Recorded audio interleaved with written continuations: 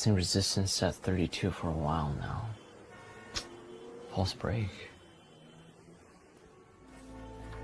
Wait, no. RSI's at 30. Tight build up, 30 to 32. No way.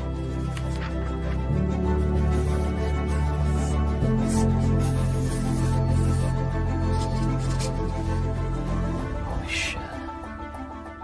It's coming.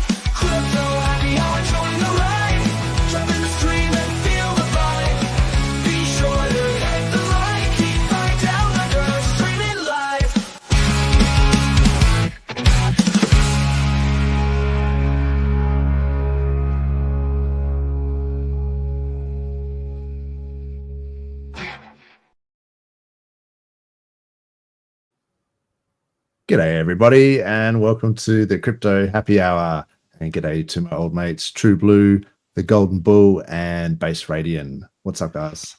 G'day. Hey. What's up? What's up? What's up? Not the price, unfortunately. We had such a killer start to the week, and then yeah, seen some red today, so a bit of an opportunity, a bit of a pullback for people who thought that maybe the train had left the station. That's it. That thumbnail you made, you have to mix a bit of red in to make green, don't you? Or is that yellow? Is it blue and yellow? Yeah, something like that. You'd have to ask Klaus.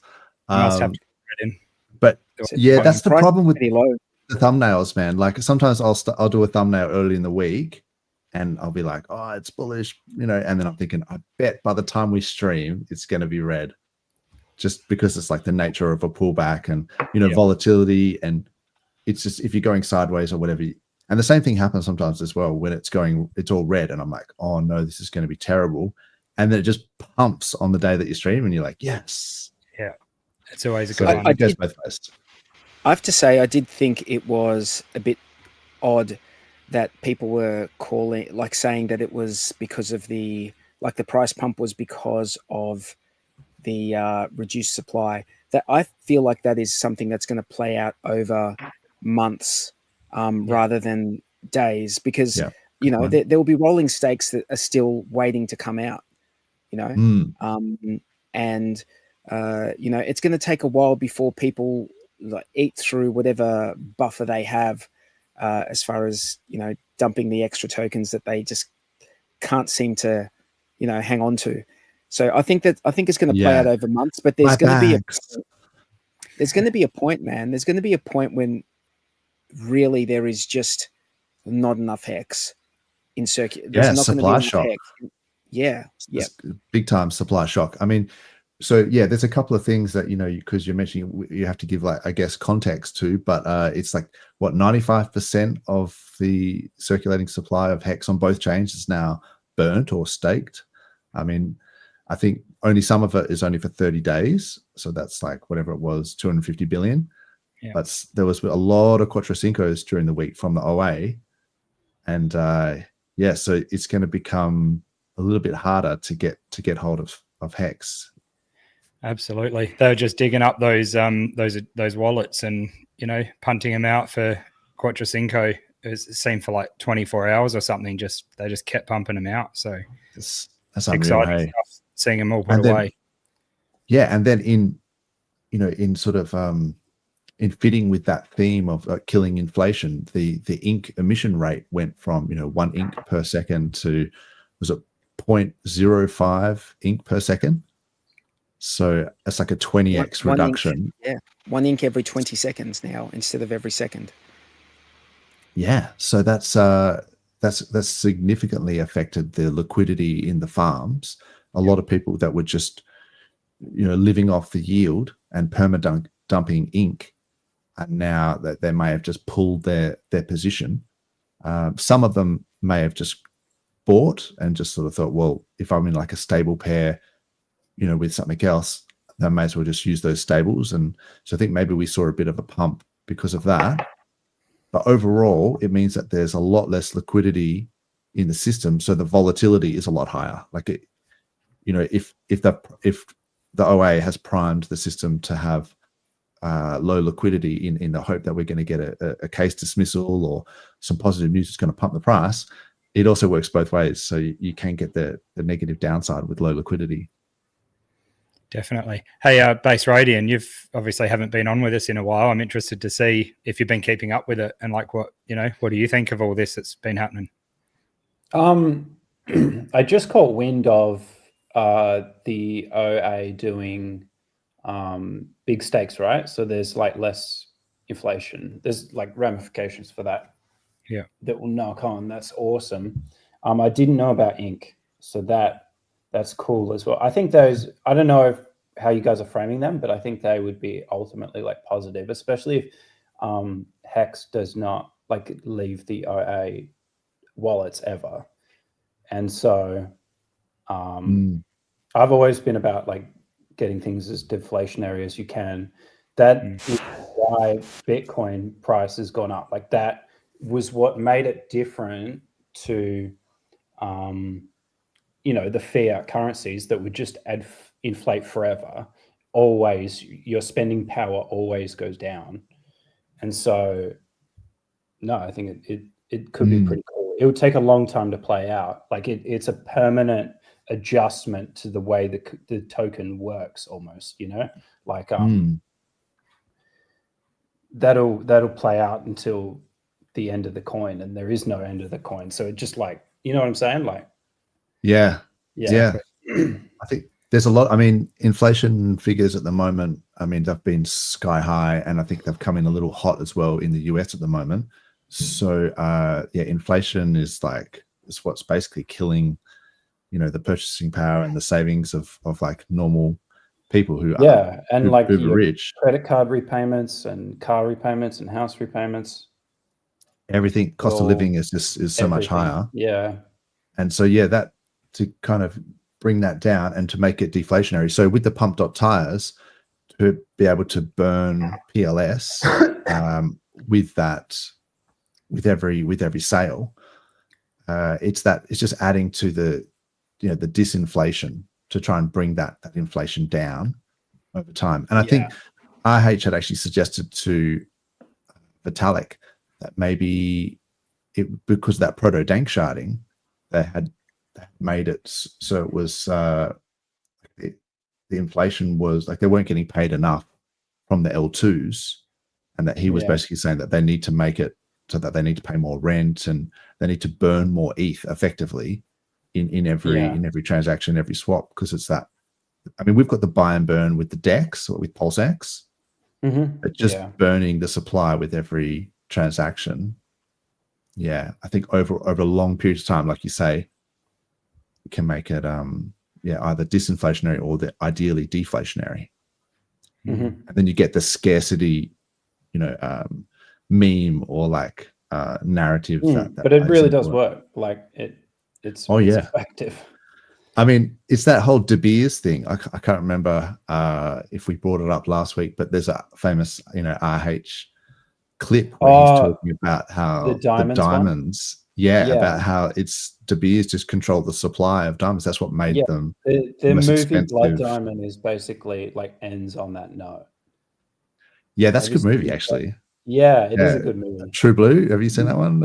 Any chat? No, I don't think so. Leonardo DiCaprio, I had to think. watch it in my school like 3 or 4 times. What It was movie like is this it? whole thing. Blood Diamond. Oh no, add that to the Yeah. list. Put it on It's a the good list. one. The never-ending list. Yeah, That list needs to be deflationary, man. That list just keeps inflating. it's currently Yeah. highly inflationary. You're exactly right. But I but love, by controlling in a way, the supply. Sorry, go ahead.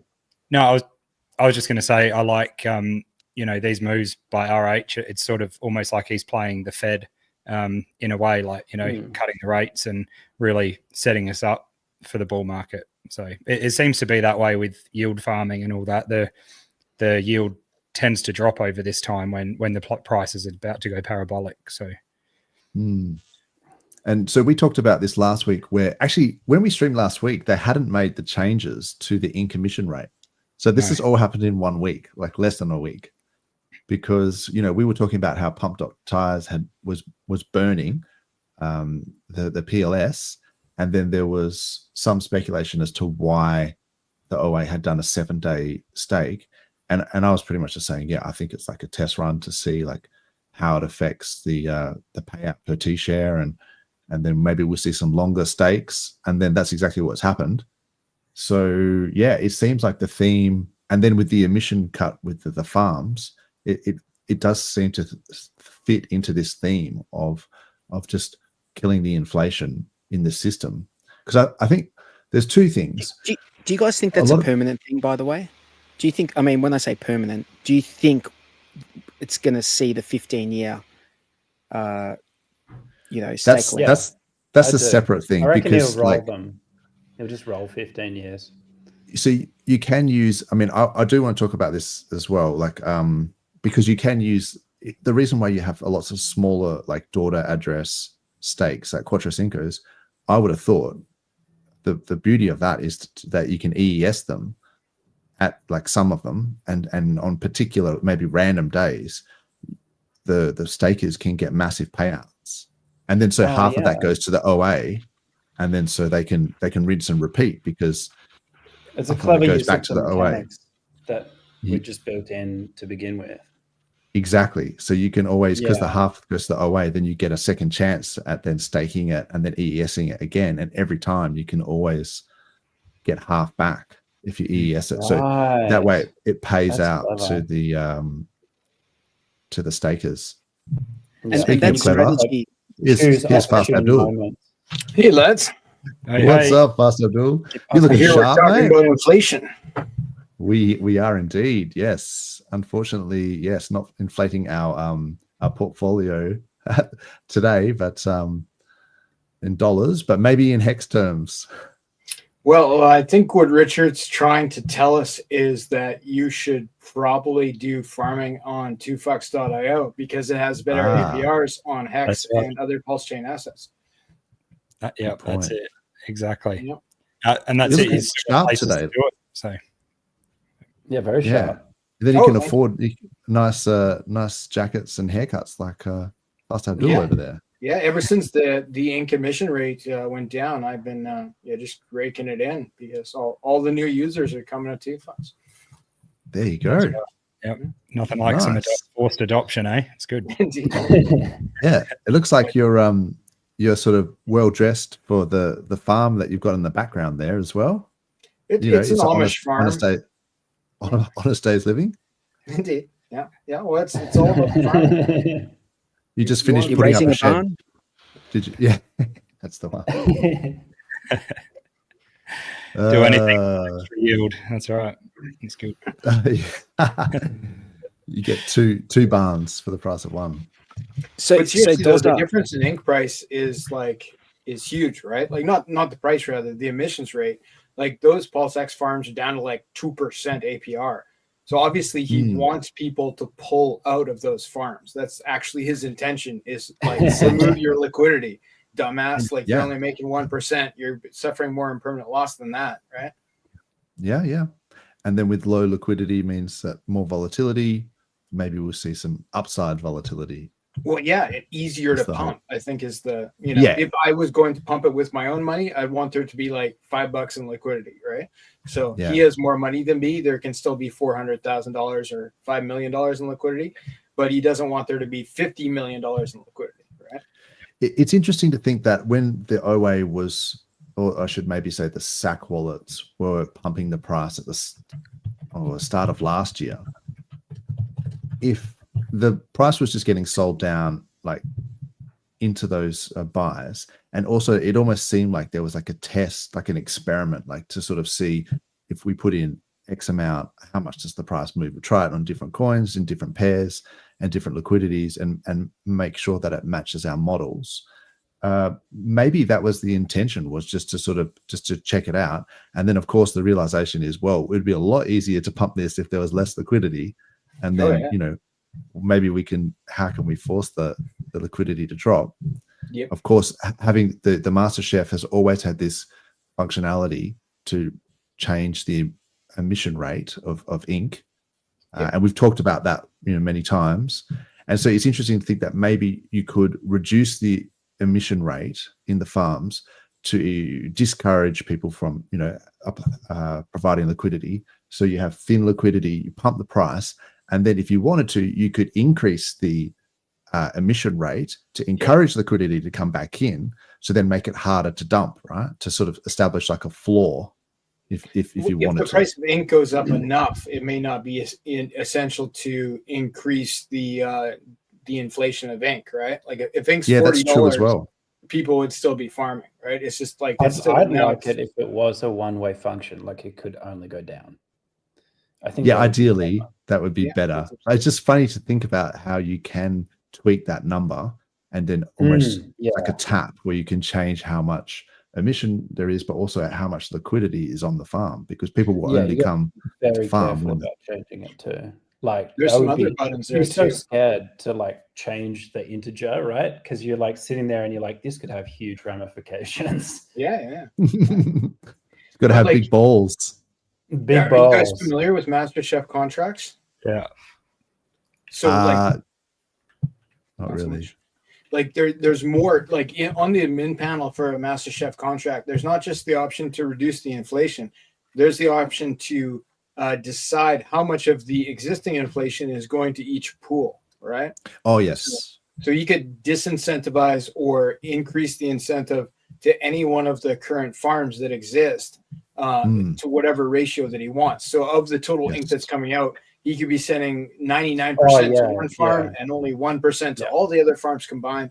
Like he has those levers to pull. You can incentivize the individual farms. Yeah, they have that. Yeah, I've seen farm factor, the multiplication factor. Yeah. 10x, 40x, 100 times 40x. Boost, right? It's all just numbers, but it works out to being, which farm pays more, right? It's the bottom line. And of course you can add new farms, right? Like, because there was the People's Bitcoin farm that was there originally that got pulled, and I think there was like a pea pepe farm back in the early days. I think you can still see them on there if you go under ended farms. But there was Pepe, there was PWBTC. So they might come back. They might be, in the bull run. You never know. They could just make some new farms and then distribute that farm factor, like the multiplication factor, accordingly, so that so it's all part of the game mechanics of it. And I feel like also with the OA, the percentage that the OA has staked also determines the yield. That's also always been a functionality of the OA. Like that makes it like an asset that it can actually change that yield if it decides to be, Yep. The other concept that I think is interesting that I think is in the code, it for sure could be done, is what if either Ink or PulseX became a DAO token, and the purpose of that DAO was to vote on what became the next farm? Do you think that would affect the price? There's something like that was promised from the outset. It never came. I thought that was going to be what PulseX was going to be used for originally. That's what I remember. Yeah, I seem to have the same recollection. Yeah, I think there's a lot to still play out, but that'll be if that sort of thing happens, I think that'll affect the price a lot because people are going to want to have the most of that to be able to get their votes in, just like the 2FUCks protocol or whatever. And there's going to be all sorts of shenanigans there. Oh, totally. And I happen to have built this bribe protocol where you could sell your votes, and I think PulseX would be a good contender for my bribe protocol. So the price has been pumped into that. Oh yeah, that would be a thing. Yeah, definitely. I just saw that you sent me. Thanks, True Blue, for sending this. That was the clip from I was talking about the De Beers thing. Just give me a thumbs up if you can hear this. Because there's a company called De Beers, and De Beers has gone around buying all of the mines and sucking up the supply into their own coffers and not letting anyone get those diamonds. And then what happens to the price of diamonds? Well, it keeps going up. Why? Because they're scarce and rare. Why? Because the De Beers company owned 85% of all the production as a monopoly for over 100 years. So if you like diamonds, you're going to have to pay out the ass to get them. Till this day, they still have, I think, 65% or some. They still have some. You go on Wikipedia, just Wikipedia De Beers, DEBEERS. It's a very interesting model for how to create the most valuable stuff in the world. Like you can't get more baller stuff to stick on your jewelry to show off how rich you are, except diamonds. That's what you add to it to make it more baller. And so it's like the price cares about supply and demand. If people are going to sell, you want to make sure they have the fewest coins possible, because that's what the price cares about. The price cares a lot about that. So yeah, I'm a big fan of the economics of Hex, where impatient noobs keep getting cycled through, and it benefits the people that have longer investment horizons, that get more bonus shares, that don't have to live staring at a chart. But you know what? In chat, I meet people that is what they want. There are degenerates in the Hex crypto trading chat, which is t.me/Hex trading. There's degenerates in there who have to have the adrenaline rush of insane ups and downs. Well, all right, guys. Good news. We got that for you here. We just tend to do the insane up more than the insane down looking at the chart. Well, we've even got that now with pump.tires. That must be an old. That's an old clip. That's an old clip. Yeah. May not apply.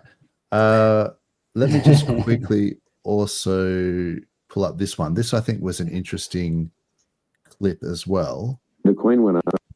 So and by the way, you can hear that. Yeah. The coin went up 1,000,000%.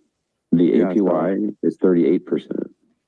The vast majority of your yield comes from the price movement, not from the APY. The APY is just extra awesomeness. So and if magically the market was flat or down, then the APY matters a lot. But like in a bull market, all of the important part of the yield is in the price chart and not as much in the APY. And by the way, like the coin went up. Yeah, so it's kind of like, let the man cook, or so to speak, because if it seems to be that RH has been more active, or Big Rich, as I like to call him, has been more active recently. Big Rich. That's a joke. That's for another. I'll tell you about that later. But so it's good to see that he's just more active. He's more he's more promoting. He's making changes. Changing the emission rate, changing the yield payout. That there's things happening. So, and he was talking about pivoting, telling Vitalik that he should pivot. So it's encouraging to see him really engaged and active in the background. And I think, I'm hoping that we're going to see some positive outcomes from it. But yeah, what did you guys think about that whole, you know, the scarcity mindset, the scarcity, or sorry, I should say, scarcity model of, you know, restricting how much is for sale, like the De Beers model? I guess it stops people from being able to dump large amounts of inflation. Yeah, if there's not that much liquidity. Also, like, yeah. And if people want to buy, then it's going to push the price up. The question is, why now, though? So ask yourself this question. Why has he done it now and not before? Because he could have restricted people from getting lots of hex, like 7, 8 hex per T-share. He could have restricted people. I'm saying whoever's done these stakes could have restricted people from getting that hex for the last 3 years in the bear market. Could it be that that has been a great incentive for people to be staked longer term? You know, having that high yield is a great incentive to be staked in hex, right? But right now, it's not so much of an incentive. Like, do you really want to go and do? Yeah. You really need to be a true, like, you need to believe hard in the thesis that hex is like a certificate of deposit, you know, on the blockchain. Like, personally, I think that narrative is done, right? I think that I've been saying this for weeks. I think that narrative is done, completely done. I think that hex is a self-managed pension plan for people. And I think that is a much better fit for, you know, how people can use it. You know, it is a long-term thing. You know, it's not a short-term thing. And there's a couple of things. I mean, you could argue that maybe this is encouraging people to EES as well. So if in terms of shaking out weak hands, I mean, if there's people that don't think that there's going to be yield, enough yield, and they think, well, maybe I should just EES and sell. Like, it's sort of like you say, you have to be a true believer to be able to stay staked. That's a good point, especially if they're like beyond halfway and let's say they've only got a little bit of their stake left. You know, if you EES at that point and it's, you know, let's say it's a 3-year stake and you EES in the last 10% of the stake, you are not going to get you're not going to get penalized like to a crazy amount. You're going to get like a proportion of your yield penalized. And you're going to, like, if you were staked over big payday, you'll lose the big payday component. You'll lose the big payday component. Yeah, but for a lot of people, that's a non-issue. For a lot of people who have staked after the big payday, you know, that's not going to be an issue for them at all. But you should know the calculations, right? Yeah. I'm interested to see how many of the big payday stakes are there and, you know, still have that they're over the halfway mark or whatever, because that is a way of reducing inflation in a way, isn't it? Because if they EES, they're not getting all that massive inflation there in their rewards. So it could definitely be a big part of it. The other thing I think is it's almost like a protection as well, because if there are a lot of EESs, which we know there will be coming up, that's, you know, a prediction from a lot of us, then the rewards are going to get distributed to everyone else that has stakes sitting there. And if they've got heaps of T-shares, it might encourage them.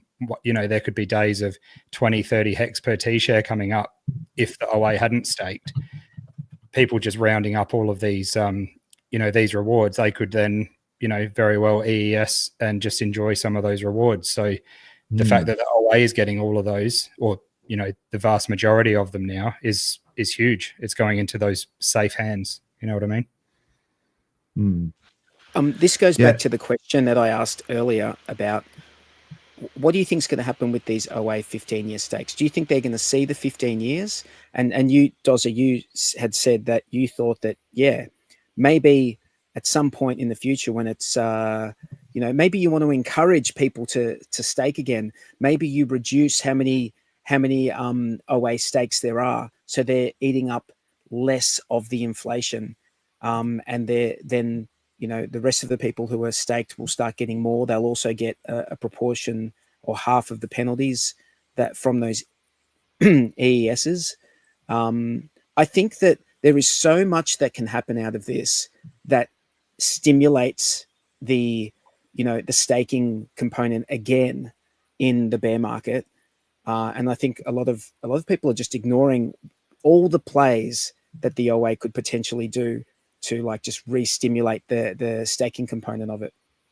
And it does a couple of things as well, because some of the most vocal criticisms of Hex and RH is that he owns 99, or he owned 90% of the supply. Like a lot of people would say, oh, how could you, be in Hex when the founder owns 90% of the supply? And it's like, yeah, okay, so now 95% of the supply is burned, is burnt. So, I mean, that kind of takes away a lot of that criticism, doesn't it? Where it's like, because they didn't trust that RH or the OA wouldn't just dump 90% of the supply, because they're used to Solana G coins that rug in like 6 hours, and founders and devs that just rug their communities. It's like, it's been 5 years now, and then now think that's legitimate. It's actually been taken away now. The ability to sell those coins is gone. I think they make legitimate criticism, because in a normal crypto environment, if one controlling entity has so much supply, it's a red flag. And sure. I think that's the so I don't, like, I can see it's not like this sort of situation in every crypto would be okay. I think in a lot of things, if it was 90%, it would be a red flag. But I just want to hit this point. If this sort of scenario plays out where the OA was to EES along the way, right? And let's say in the bear market, let's say in a year and a half, in a year, we're in the bear market, the OA wants to stimulate staking, starts EESing, people start seeing the payouts that are happening, and they're like, I need to be staked, right? So they start staking so they can get the payouts. What that does is it redistributes all that inflation. A lot of inflation is going to get redistributed to the people who are staked in the system, right? And then I think if the OA was to then continue to do that and EES all of these stakes, what you'll have is the OA at the end of it is going to have less than 90% of the supply, possibly 50 to 75% of the supply. And the OA could continue to do that cycle after cycle, slowly reducing its dominance in the ecosystem. Okay. And, it would just be redistributed to the true believers who believe in the staking narrative. So, I mean, that's a possibility for the future. Yeah, that's interesting. The chart, just so people don't freak out, the chart that I just showed there was broccoli coin from Solana. Yeah. So was this CZ's dog or whatever? Yeah. Look at this. I think it actually it rugged like twice. Like it rugged and then it rugged again. Oh man. So that's the degenerate sort of thing that RH was talking about. So yeah, you can chase those sorts of things if you want, but yeah, you almost can't sleep on it, because it'll rug you while you're asleep. That's pretty funny. But yeah, CZ's dog. Apparently there's a coin with RH's dog. Yeah. His old dog, the Chihuahua. Was it Michi or something? Something like that. Has that rugged yet or not? Let me take a look. I saw someone was tweeting about it, and I was like, oh, actually, one of the funny things was it's up 20%. It's being promoted on Dex Screener as well. Well, so this, I was referring to before to Big Rich, because this George News, which I had never heard of, but they've got over 200,000 followers on X. They had done this article about RH, and they were saying about how, if you consider the threat to big banking, traditional financial system, they come for you. Roger Ver, that sort of thing, Pavel Durov. Then they mentioned, Richard Hart, real name Richard Schuler, and then known to his close friends as Big Rich. I was like, that's the best nickname. I can't believe I didn't come up with that. Yeah. So we've got Big Dog here. Big Rig, I should say. We've got Big Rig. Make it right. Come on. Get it far out. Haven't had much sleep. Elon's got a big balls working for him. We've got Big Balls. Yep. A true American hero. Good on him. Harry Balls. And then we've got Harry Balls. We've got Big Rig and Big Rich. That is a good name. So anyway, and I saw this George News. So obviously a fan of Big Rich. They were shilling that Michi thing as well. Like they were talking about, all this stuff to do with politics or whatever. And then somewhere along the line, here, we love Michi. I was like, bruh, is this the RH dog meme coin? And like so that one's been out for a good few days now, hasn't it? So does that mean CZ, got wind of it and is now trying his own? Like, is that like a bit of a copy or what? Not sure, man. But broccoli didn't last long, so It's all don't know garbage. if you want to take a bite. Yeah, it's all garbage. It doesn't matter. That's good. Just it's all garbage. Yeah. Pretty much. Bloody degenerates. Look, there was a Super Bowl meme that I got in, and I was up, like it's just mucking around. I was up, I think it was about a 5x or something. And I was like, holy shit, this is like doing really well. I went to the gym, I came back, and it rugged, like it fully had gone. And there was another one as well that was like the same. It's the JO Stool guy, but if anyone's wondering. And there was the same one on PulseChain came out, and I was up like a 2x or something on that. And then it rugged as well. So I got double rugged because I went to the gym for like 2 hours. So yeah, you gotta, if you're playing with these meme coins, you prepare to lose your money basically. Yeah. Well, any of the pump.tires thing, like it's like they're gonna have, there's kind of a built-in rugging to a degree as far as I can tell, right? Like people are botting it so that like there's like malicious to an extent, I'm sure, but I think there's almost an automatic rug as soon as they make it to the DEX, right? That every chart seems to look almost exactly the same. And some come back and some don't. So there's, it's not like there's no hope, but yeah, it's kind of built in that like, you push it until it makes, what do they call it? The bonding curve, like when the bonding curve, until it makes the bonding curve, and then everybody dumps. It's like, that's just seems to be the plan as far as I can tell. Yeah, and there's a couple of bots. I think it's PulseSonic bot. I don't know if that's a rug, people. So, but there are bots and things that you can do where you can just like snipe the tokens, and so that's what people are doing. So you just be aware that these things exist. I'd be pretty careful with those bots too, because usually they require you to put a set of private keys in to make them work. Oh, okay. Right. So you'd have to do like a spin up, like a separate wallet with like hardly any funds in it. Yeah, which is because any keys that you put into Telegram, you can pretty much assume is gonna get rugged. Yeah, it's not good. Dodgy. Yeah. I should say hello to the chat. I've neglected the chat, so apologies, peeps. What is up, Crypto Class? She has a stream tomorrow. I think Sloth might be on. So yeah, check that out. That's always good. That'll be good. Clintrons, what is up? Red Squirrel, how can you be there and also here? That's okay. Fast Abdul, do you sleep? Good question. I asked that same question the other day. He's actually asleep right now. He's got sunnies on because someone's just weekend at Bernie'sing him with like a string. That's right. Weekend at Biden's. Yeah. Have you?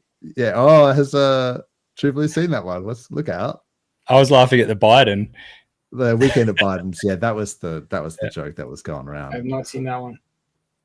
Well, you did see it. You saw it for the last 6 to 12 months of his term, right? People were just literally propping 6 him to 12 months. Oh, You're being so generous, bro. That is so generous of you. I've been conservative. Yeah. Conservative. Like, more like 3 to 4 years, man. Yeah, okay, it's probably more accurate. But yeah, it was all broom handles and fishing wire. That's what was keeping him up that whole time. That makes sense. You could tell by the end of it, he was sick of it too. Like he was probably happy Trump won because he could get some like autonomy. He could get some personal control. He was so happy at the Trump inauguration. He was like fluent. He was speaking great. He was just glad. I noticed that. It's like he just came back and he was fine. Yeah, he's like, it's over. I'm done. I can retire now. And he just. It's probably because it wasn't him. Yeah, probably. It's just a different guy. Yeah, it was one of the Bidens. People underestimate body doubles. They pull them out. Yeah. Yeah, like, do you remember when there was like, I think it was Saddam Hussein had like about 5 body doubles, and he would just periodically show up at these different things, and people would be like, wow, he looks like he's had a few pies, and his mustache is way bigger than last week. That's weird. Yeah. And it was just like different versions of him, like just gone around because he just couldn't be bothered getting out of bed or whatever. A geriatric body double would be pretty cheap as well, wouldn't it? So you wouldn't have to pay him much. I don't know. Never looked into it. Maybe that's what Big Rich needs. All old people kind of look the same. It'd be a lot easier to find a lookalike of guys who were like 79 years old than guys that were 25 years old. Very true. That's true. We all start to lose our hair. We all start to get a bit of tragedy of aging. It's all the same thing. That's right. And if you're in crypto, you can accelerate that aging. It's like the farm. Yeah, no kidding. It's a time. You just get into 40 multiplier. Rug pulls. Charles Hoskinson. I'm only 24. He'll find it easy. Yeah, that's right. Fast Abdul's only 21. Bob Fish King, what is up? Sleep in the bear. That's a good answer. Very good. Analogies are so distracting. Okay. Who's BFK? Okay, I'm not sure what's going on there. EHEX is a good contrarian play at the moment. And dismissal, people unfamiliar with PulseChain think the hype is on Ethereum. Yeah, that's a good point. I think maybe if there is a bit of noise with the dismissal, people will just ape into Hex, and they might just ape into Hex on Ethereum. Yeah, without a doubt. One thing that's interesting is that with all the moves that's been happening with the OA and the farms and all this sort of stuff, one would be forgiven for thinking that maybe RH has sort of prior knowledge of the outcomes of this case, which I don't think is really possible because, the way Court Listener works and Pacer and all this sort of stuff, like as soon as there's like an announcement that the case has been dismissed, it would become public knowledge, I would have thought. So maybe you'd have like 1 or 2 days heads up max. But he does have lawyers, and his lawyers might be interacting with the SEC lawyers in some way and then reporting back to him. So they might be, maybe the SEC is actively trying to make a deal, right? And he knows the ins and outs of that. So he could. Correct. So he all of a sudden started doing went from doing nothing to launching pump.tires to making hex stakes, like a lot of stuff compared to no stuff for a long time. I feel like he knows something.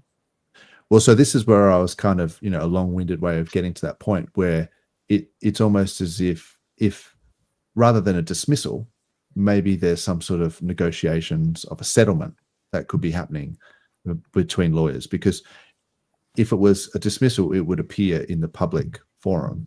That's like right. On Pacer but if it was back channels between lawyers, like you say, Fast Abdul, and they were actually, maybe there was like a settlement on the cards where they just say, okay, we want to pay out $100 million, and this is like 100 million, no deal. Like, what about 1 million? And then it's just negotiating, right? Then it's just like.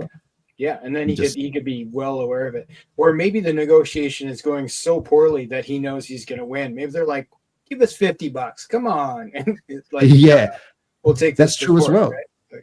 Exactly. Like you could say, oh, wow, they're desperate. Like they're asking for like a real lowball like settlement. And he's just thinking, well, maybe I don't want to pay them anything. Maybe I want to take it to court now, like because you guys are. Yeah. So there's a few things like that where I think maybe this is indicating some back channel, between lawyer teams, but just pure speculation. Like that's just fan fiction, but I can't be the only one thinking that. I'm thinking that as well, man. I'm thinking that as well. Because, like, is it possible? It's possible for both sides to say to the judge, "Hey, chill out for a bit. We're just working on something." Like, if they both agree, why wouldn't the judge? She's got plenty of other shit to do, man. It's not like this is the only thing that's consuming her right now. She's probably got 5 other cases she's dealing with right now. If both sides say that, why wouldn't she just say, okay, well, have as much time as you need? Yeah. Definitely. And sometimes they can even postpone the adjudication because they're waiting for like another case or some change in the regulatory like landscape, and they want to wait and see. So sometimes they actually ask, I think it might have been Coinbase or someone that deferred, the adjudication because they were waiting for something. So sometimes those things happen as well. Binance, was it Binance? Could have been Binance, yeah. Yeah, I mean, look, and a lot of other things have happened as well with the SEC, like offloading a lot of lawyers. So yes, I think it could be anything. It could be, we don't know. We are speculating completely because we've got nothing better to do. But that's the whole point of us coming on stream, to give you people listening something to think about. Yeah, put your crazy ideas in the chat. Let us know what your. And while you're there, click the like and subscribe, please. Oh yeah, it is complete fan fiction theory.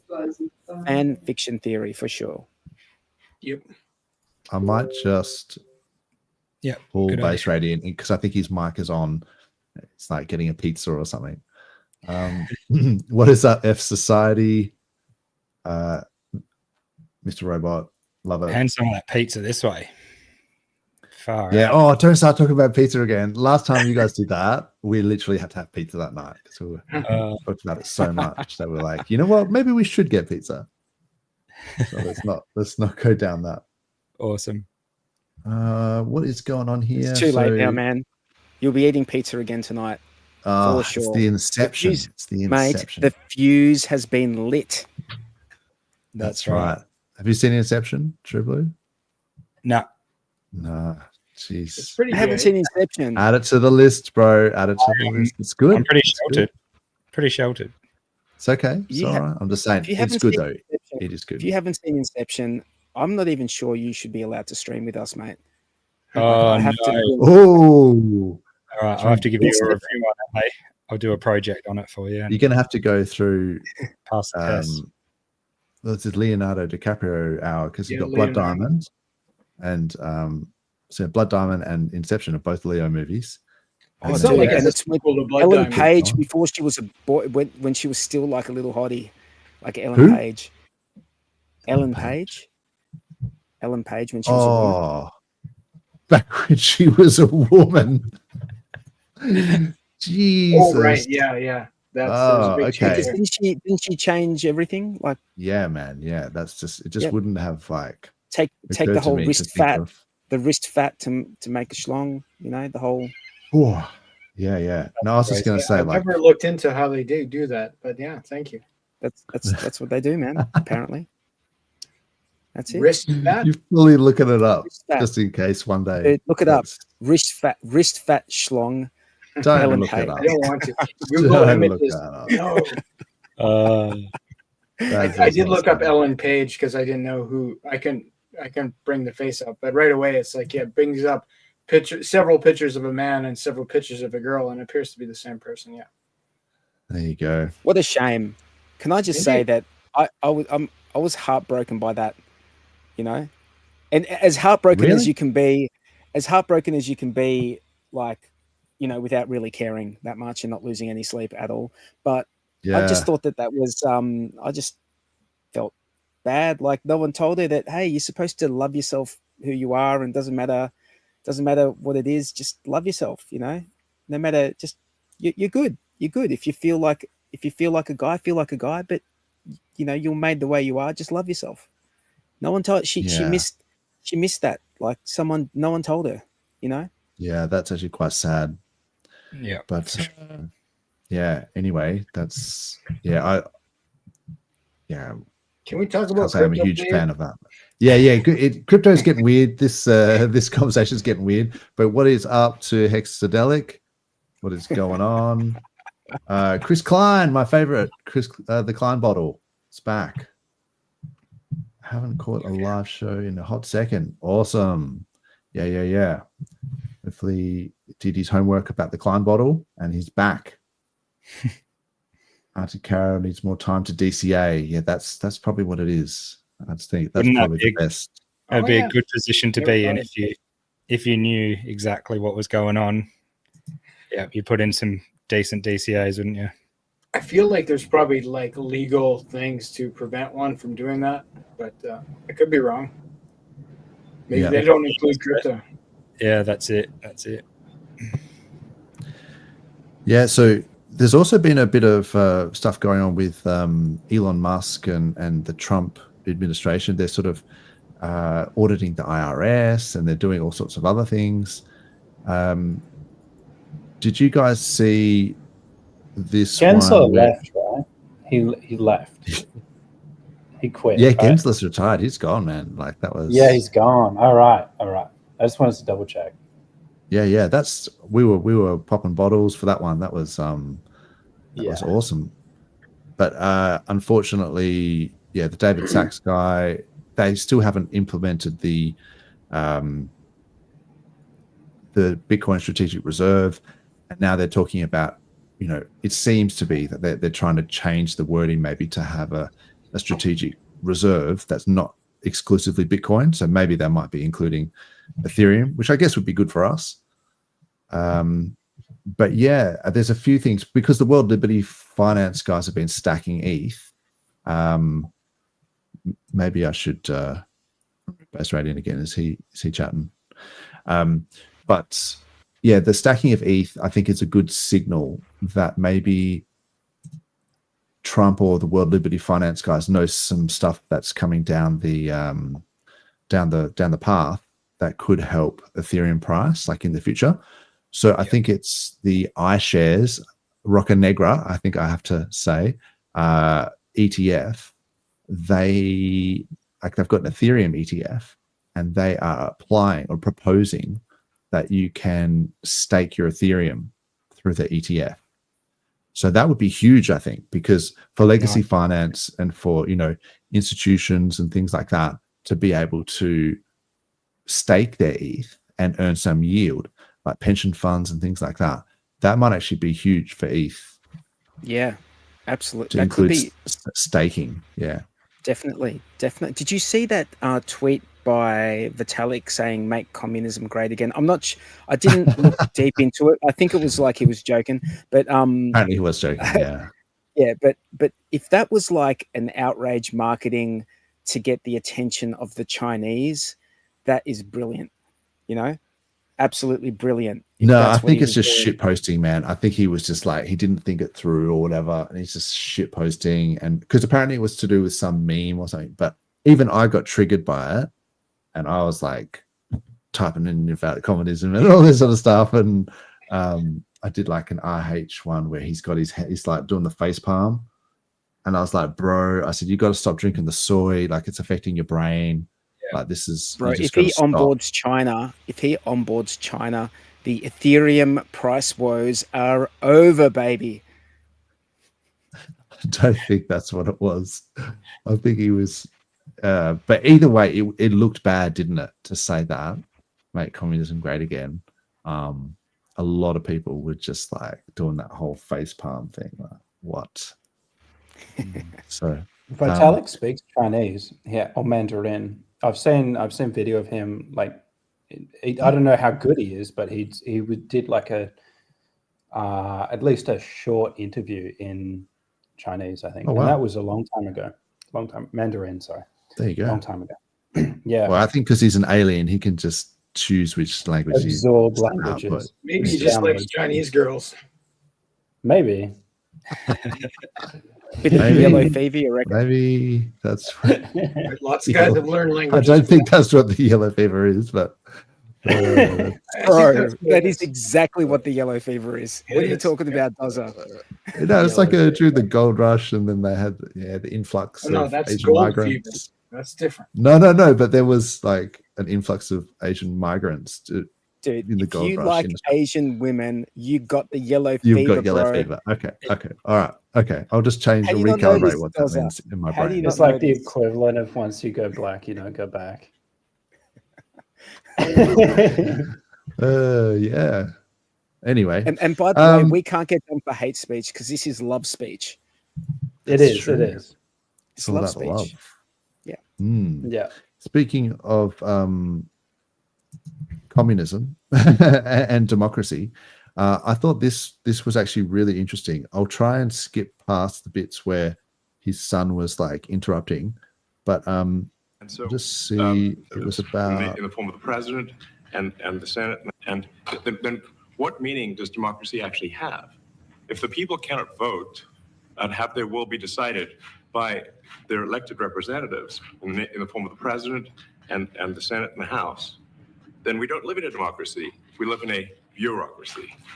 So it's incredibly important that we close that feedback loop, we fix that feedback loop, and that the public's elected representatives, the president, the House, and the Senate, decide what happens, as opposed to a large unelected bureaucracy.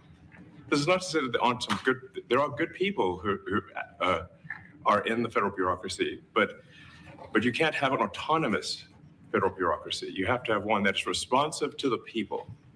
That's the whole point of a democracy. And if you looked at this, if you looked at the founders today and said, what do you think of the way things have turned out? Well, we have this unelected, fourth unconstitutional branch of government, which is the bureaucracy, which has, in a lot of ways, currently more power than any elected representative. And this is not something that people want, and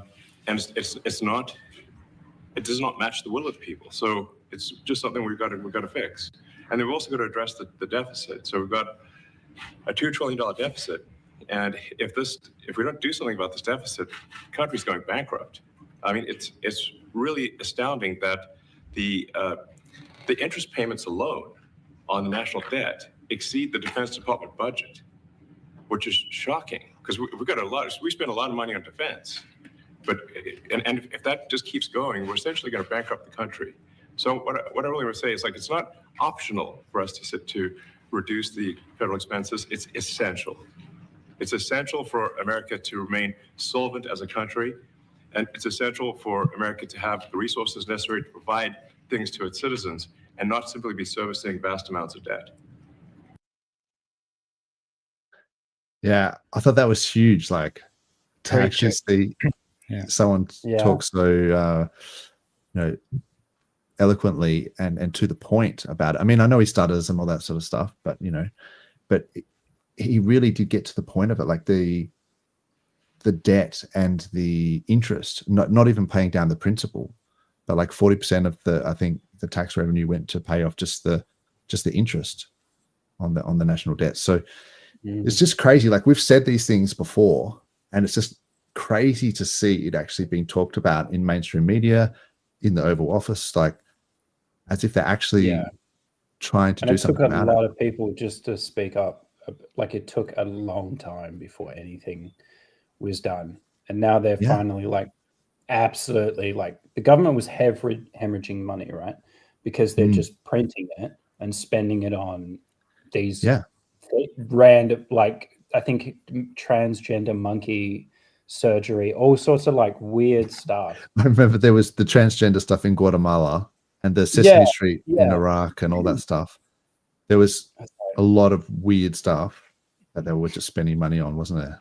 And while, like, the average American can't afford, like, food, some of them. So it's a lot of government waste. And so, like, cleaning that up fully, or at least to a high extent, like that took a lot to happen. Yeah, and actually to investigate some of these people like Nancy Pelosi and whoever else, and say, hang on, what's your yearly income, and how did hundreds of thousands of dollars? How are you making millions on a couple? How come you got like a net worth of like $60 million. Yeah. Like, what happened there? They've been put on blast for sure. They've been put on blast, and they don't realize the tariff discussion is interesting. I mean, for how does it affect Australia? The tariff discussion, because I think he signed steel, right? He signed and something. aluminium. Yes, but he's also, I think, signed some sort of reciprocal tax bill or order that says that if any country is taxing American stuff, American imports, then they're going to tax that country's imports at the same rate. So that might have implications for Australia, and the fact that we have GST at 10%, which might automatically mean everything that goes to the US from Australia will get a 10%, tax on it. Yeah, it's shaking things up, man. A lot of these, a lot of these fat cats in politics needed the shake up, and Europe's getting shaken up as well. I really like it. It's needed. It's most definitely needed. I think it's great. It's you know, in business, you are incentivized to always be as efficient as possible, to cut things, to not have waste. Whereas in government, in government, it is quite literally the opposite, because when they have a budget, they want to use the entire budget and then ask for more. Every single time they want to ask for more. And if they didn't do a good job, they want to ask for more. The reason they didn't do a good job is because they didn't have enough money. So it's the exact opposite of what the way a business is run. And it's never ending unless it's reined in. Government spending is never ending. There's never a dollar. It never reins in either. Unless there's war, it never gets reined in. The just regulations and laws stack up. There's no factor, nothing there to fix all them and undo all them. I mean, unless some of there's this stuff significant existential war. That's the only time it happens. Yeah, and look, some of this stuff is just outrageous as well. And this all ties back to crypto as well, and why I think a lot of us like the idea of crypto. It's not so much that inflation itself or inflating a currency is bad.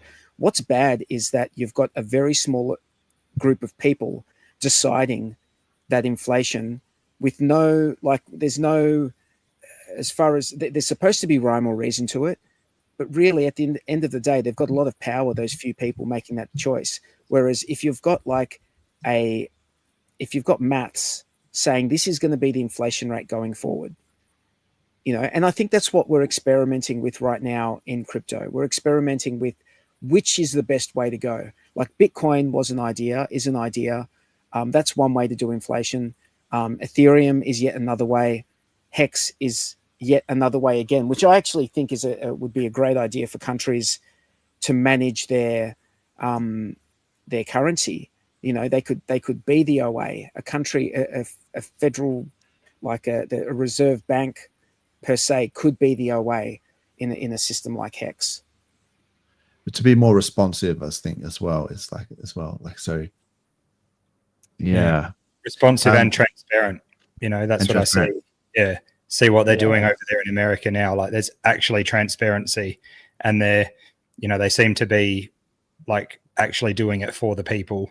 And as Elon said, like they can't just keep saying that they're doing it or making it look like they're doing it.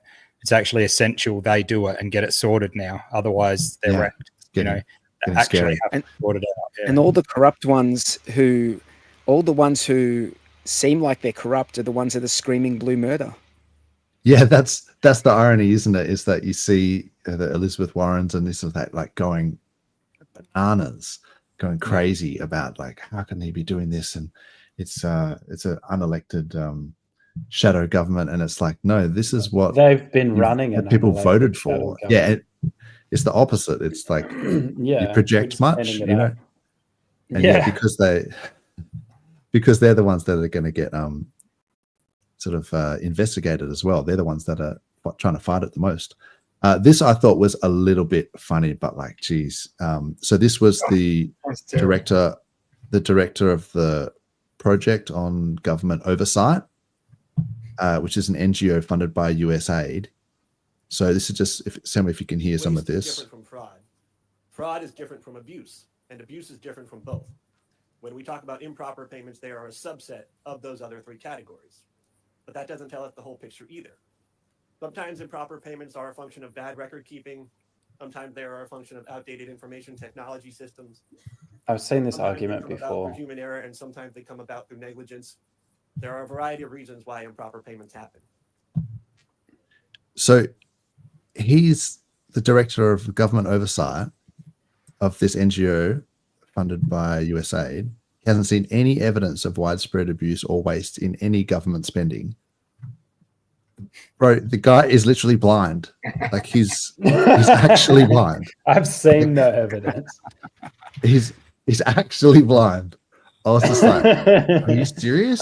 I thought it was like a statement, or he was trying to conceal his I'm just like, why is he wearing undies? I'm going, oh my god, is this a simulation? Like he's in charge. I didn't see anything, and he can't see. The guy's moving the mic for him. I'm like, oh my god.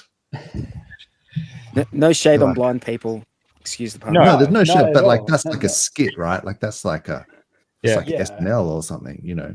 It literally says he hasn't seen. I've seen no corruption whatsoever. I just couldn't believe that had happened. And then like, you know, speaking of people who maybe can't, you know, I mean, I don't want to be. This was most of the coins are coin. Can you guys just give me a thumbs up if you can hear it? Yeah, another blind guy. Pretty much like most of the coins are red in the last month, and they're not a little bit red. These are the top 100 coins, and they're down. Yeah, Virtual's down 60%, Athena's down 45%, like WorldCoin is down 40%, Render is down 37%. This is pretty much what our portfolios look like. Coin, pretty much like most of the coins. So you know, Hexologists had done the you know, ran wonder.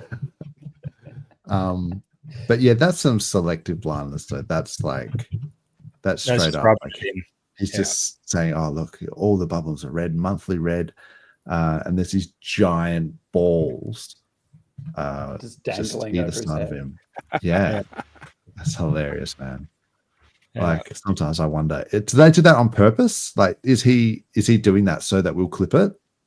Oh yeah, it has to be for the engagement in a way. Like otherwise, you just show it. He's genuinely oblivious. He's like chosen his side, but they're right there, man. Just like they're all down. I don't see any coins that's not down. Yeah, I haven't seen any. I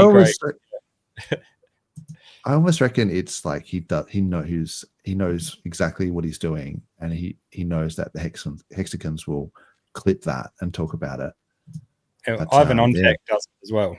He does the exact same thing all the time, saying stuff, you know, that he knows will trigger, you know, PulseChainers like that. I think Ivan's more like a building console.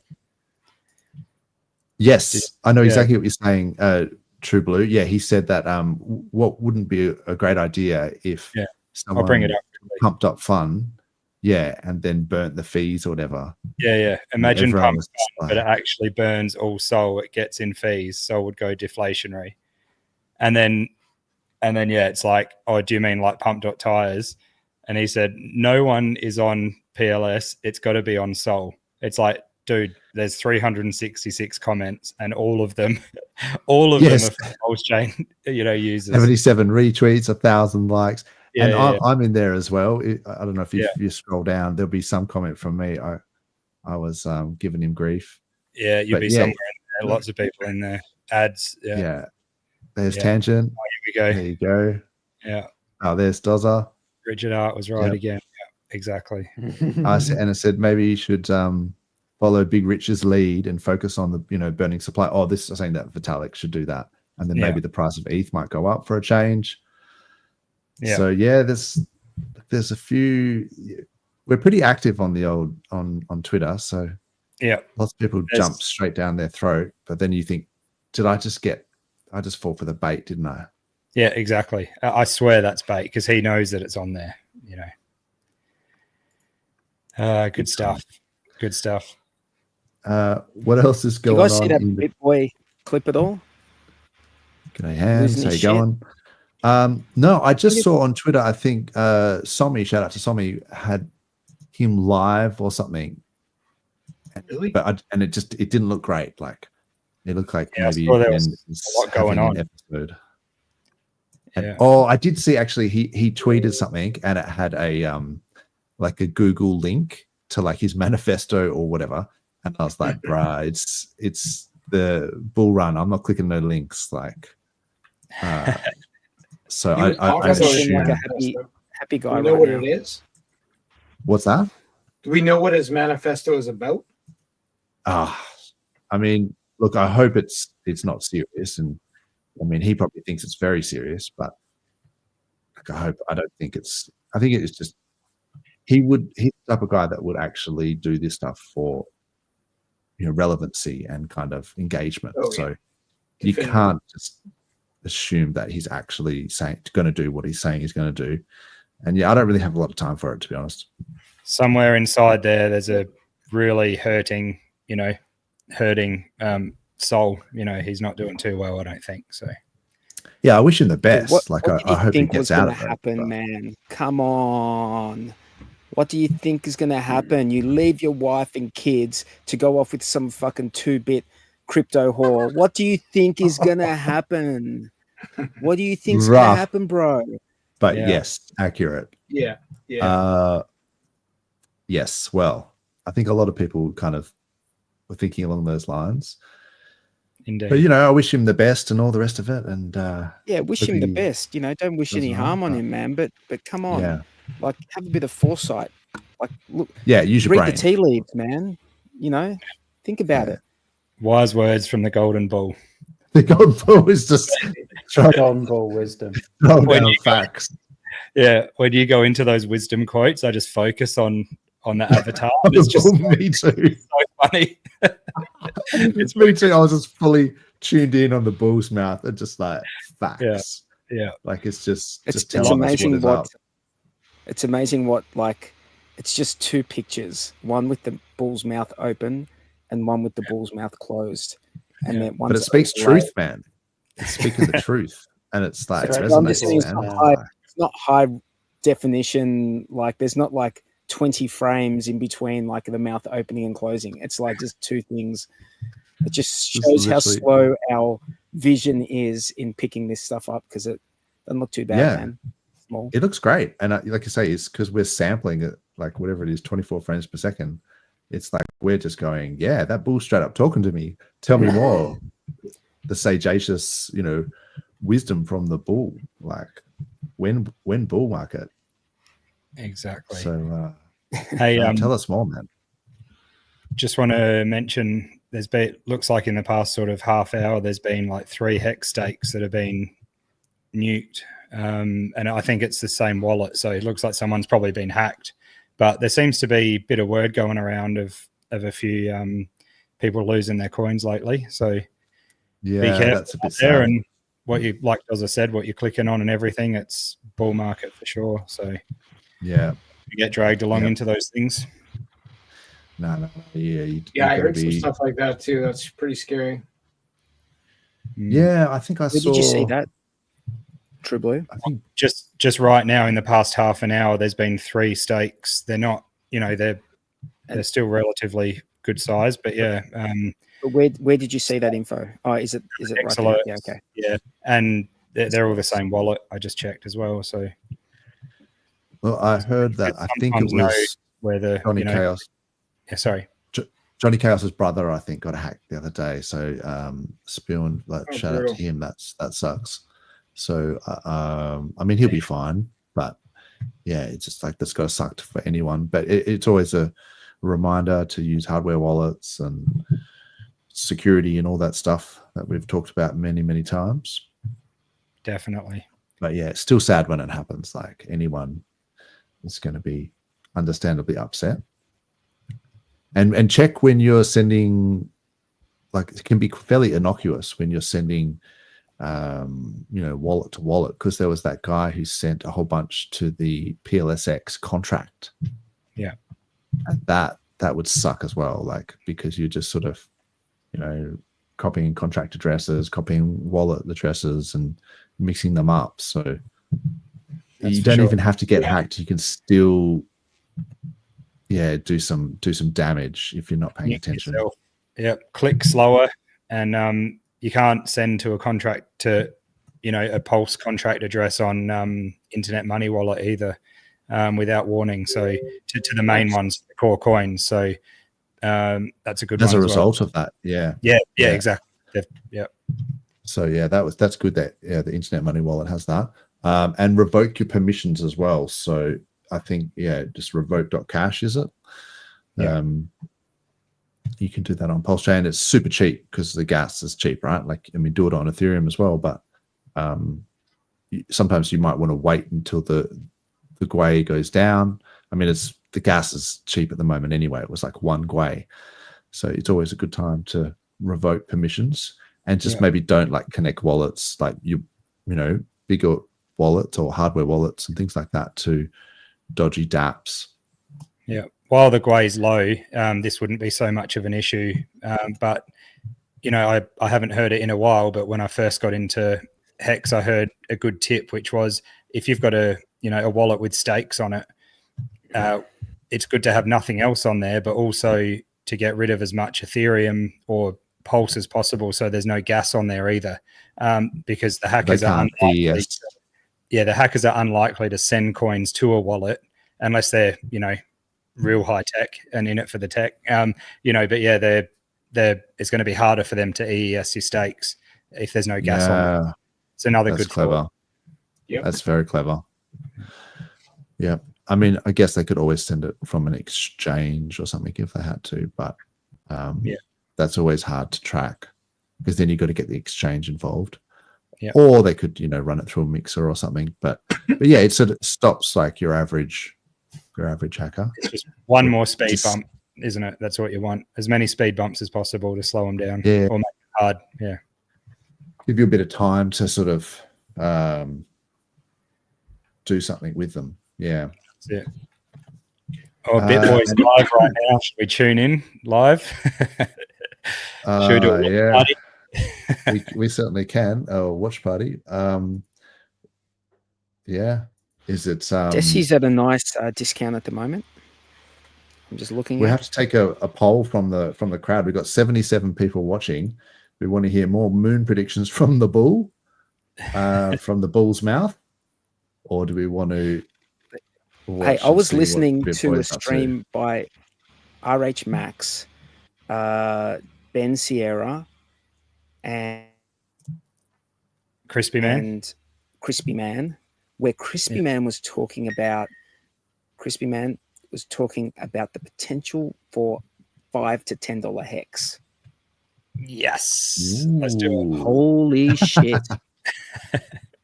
The bull has spoken. Straight from the bull's mouth. Holy bullshit. Take your DGen glasses off and tell us again. But that's crazy. Yeah, like that is nuts. Yeah. Seriously, like I think a lot of people, if Hex got to $1, would be very happy. They'd be stoked. But for it to go multiple dollars would be, you wonder how many people would make it to multiple dollars though. Oh yeah. You wonder how many people will EES at $1. They'll just be like, hey, even if I EES and get rid of all my yield and I just get my principal back, I'm gonna, at $1, I'm gonna be sweet, Yeah, not many will stand the test of time with that. Klaz would be out too. She reckons that would be a large backyard pool, an Olympic pool. Yeah, a very nice pool. By the sounds of it, should be selling at $1. Yeah. Jeez. This looks like BitBoy. That's cool. I got to wrap it up, but thank you for having me on. See you guys. Good to see you, man. No worries at all. Yeah. Good to chat to you as always, Base Radio. Yeah. Hope to see you on again anytime you can. Have a good weekend. Yeah, you too. Catch you guys. Catch you, bro. See you, mate. See you, mate. I'm actually going to head out as well. Take the opportunity. You guys can do some DGen talk, and you've heard enough bull from me, so I'll head out. I'll catch you next time. Take care. Awesome. Thanks, Golden Bull. Love your work. See you, mate. See you next time. Yeah, I don't know whether we want to actually listen to any of this, but maybe just for a little bit. God, I love being like a brother. Why does it matter? If Vumio were legitimate, why would Armstrong's words threaten it? This proves the conspirators needed Armstrong's silence to keep investors calm. Armstrong wasn't destroying the company; he's exposing a fraudulent scheme. It's just 2x. Williams admits Armstrong was removed from the Vumio pitch deck to secure funding. Ben was never going to be able to promote the thing because he's too polarizing. And Holy shit! Oliver, is he in a hotel room? Oliver, who helped. Yeah. So you all play Looks poker insane. with him. Oliver tried. Wow. Yep, that was enough. Of I mean, geez, I know. I took relatively slowly or whatever, and I don't mind when people put it on me on 2x or 1.75x or any of that stuff. And I used to do that all the time when I used to watch streams as well. But geez, he was maybe put something down, bro. I don't want to cast dispersions on him, but he was on 2x, that's for sure. He was on 2x, but he wasn't making any sense. He was just mumbling. Man. Anyway, yes, it could just be a show with him, though. You know what I mean? Like, this could literally be part of a show that he's putting on to keep things interesting. Like, his girlfriend tweeted a couple days ago, "Has anybody seen Ben? I haven't been able to find him." And now he shows up with this manifesto, right? Like, it's a little too entertaining. Yeah, that's true. What I was thinking. I didn't want to say it out loud, but yeah, it's like, I mean, I do wonder, like you say, Pastor Abdul, like the way that Cassie had kind of gone online and he's missing, and has anyone seen him? It's like, bruh, just call the police or whatever. Like, what are you asking me for? I'm in Australia. Yeah. What am I supposed to do here? And I sort of was saying to class as well, it's almost as if, like, one of two things. She's either establishing an alibi, you know what I mean? Like, if she had just literally murdered him, and then she's on Twitter, has anyone seen him?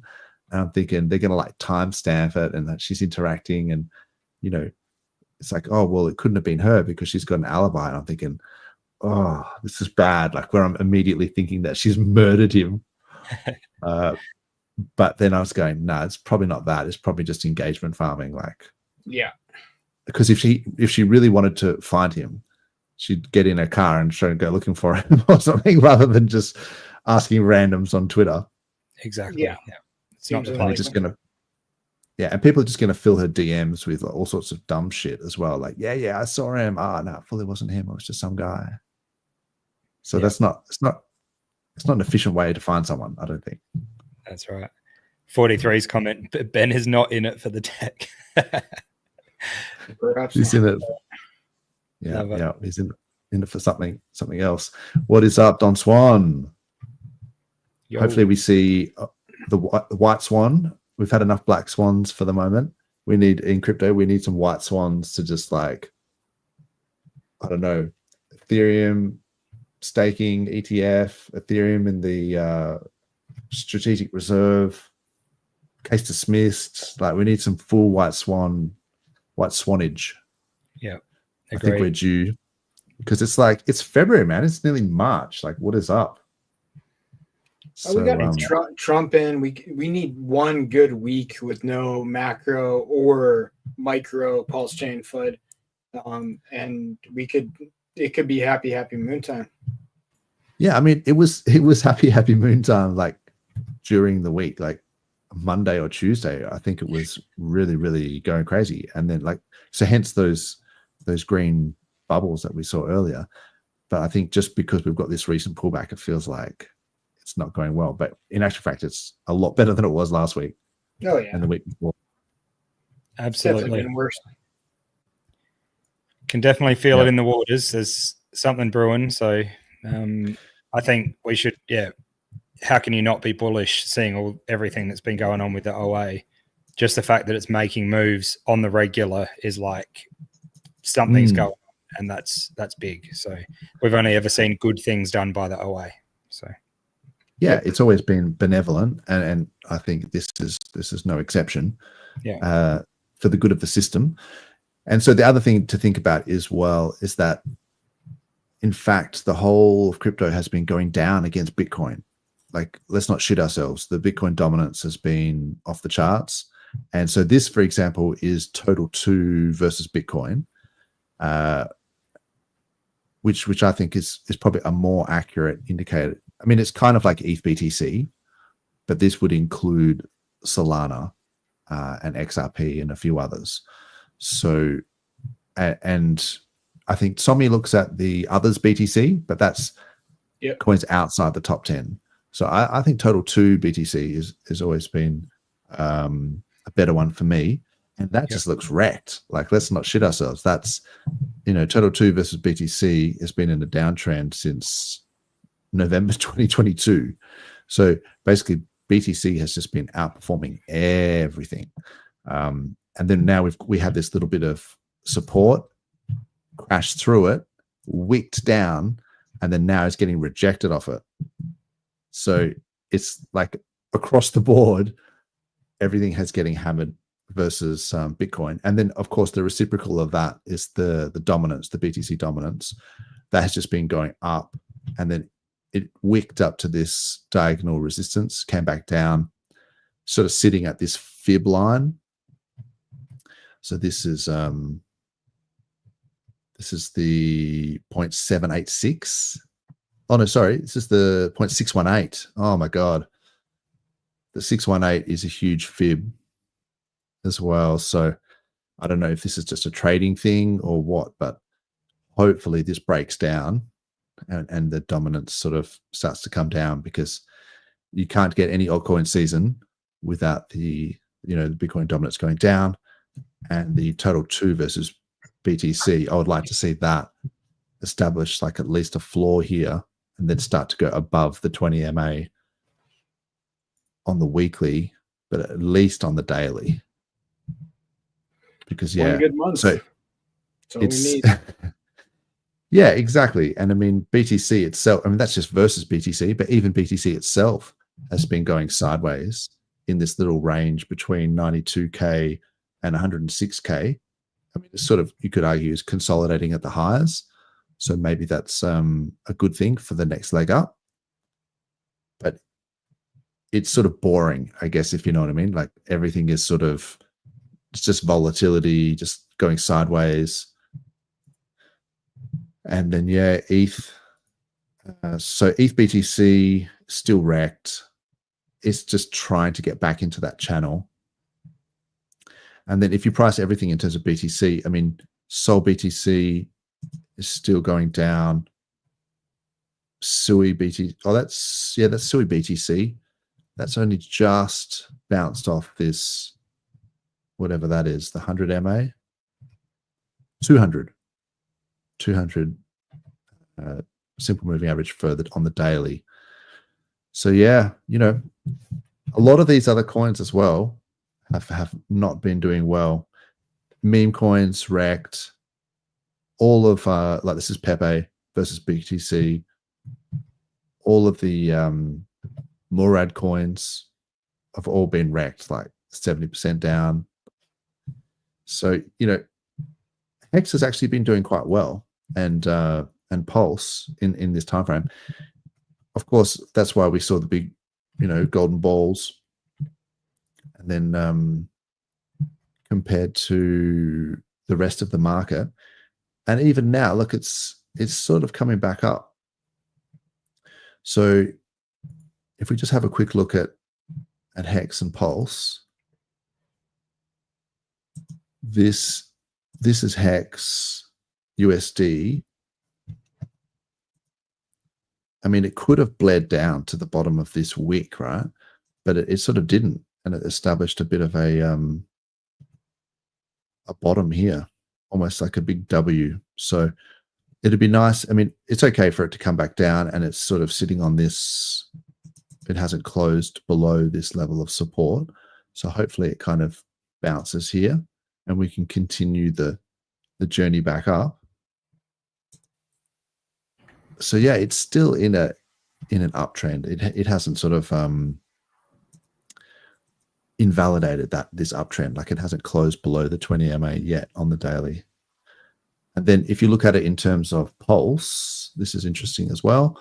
So Hex went down to as low as 227 pulse per hex, and then it went all the way up to about 350 pulse per hex, and is now just sitting on support at 315 pulse per hex. So in pulse terms, Hex has even been outperforming.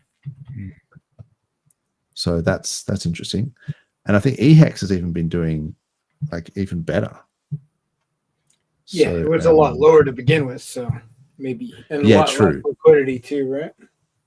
Exactly. Yeah, more oversold, lower liquidity, but yeah, I mean from the lows. Excuse me.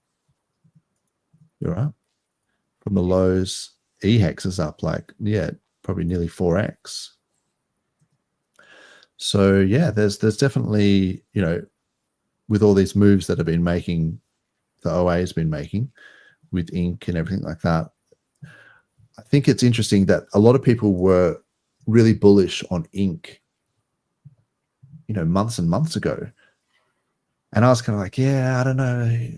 It's a bit of a sell down forever coin because people are using it to offset their impermanent loss in the farms and all this sort of stuff.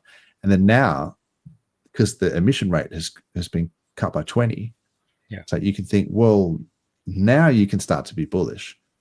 But it's funny that the people who were bullish before, they're like, see, I told you that ink was, you know, going to go well. And you're like, yeah, but you didn't say that the emission rate was going to be cut by 20x. Like you were bullish based on the previous paradigm. So now it's changed. You can't really claim it because you didn't say that this would happen. Yeah, so that's a bit funny. People cherry pick data.